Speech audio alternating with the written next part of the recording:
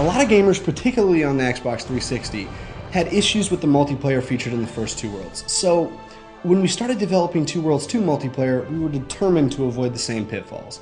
And I think players will be really happy when they see the polished final product. By taking a fresh approach, we've managed to not only incorporate an incredibly cohesive vision, but also eliminate any game-breaking lag. The social landscape we've created for players will let them hack, slash, sneak, and rapid cast their way through a deep and engaging story mode, or build their own real-time economies in village mode. Or if they're just trying to get a little down and dirty, enter player versus player mode and duke it out until someone's got to leave in a mop bucket. Nowadays, multiplayer has become an industry standard, but many titles are simply content to just tack on a few player versus player maps and boast that they offer a rich online experience. And that's just not the case with Two Worlds 2.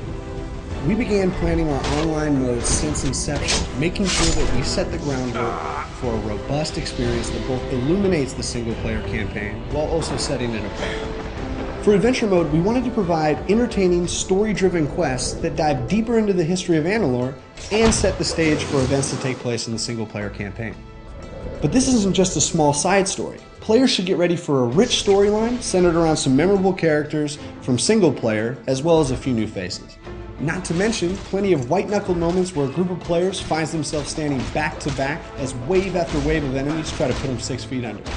Village Mode is something different entirely. Here, you'll have the chance to be the master of your own proverbial castle, planning and building a village with a living, real-time economy that includes as many dangers as it does monetary rewards. Well done. The village is generating income. Players will face all sorts of threats to the safety of their village, from attacking monsters to declining morale amongst village craftsmen.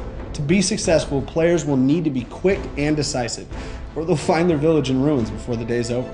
Player versus player is brutal, to say the least. Want to chop off your best friend's head in the arena? Have at it. Ever had the urge to see who's the man in Crystal Capture? Well, we've got that too. If you look at the back of almost any game box, you'll probably see the words size and scale. But to us, the word that mattered was density.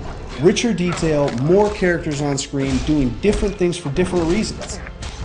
There have been a lot of great games in the fantasy genre. So many, in fact, that finding a unique voice has become harder and harder every year. But I think where Two Worlds 2 really shines is in its ability to give an audience more of what drew them into the genre in the first place. To be honest, we've listened to the fans, and we've learned a lot from the first game, and we're all really pleased with the result.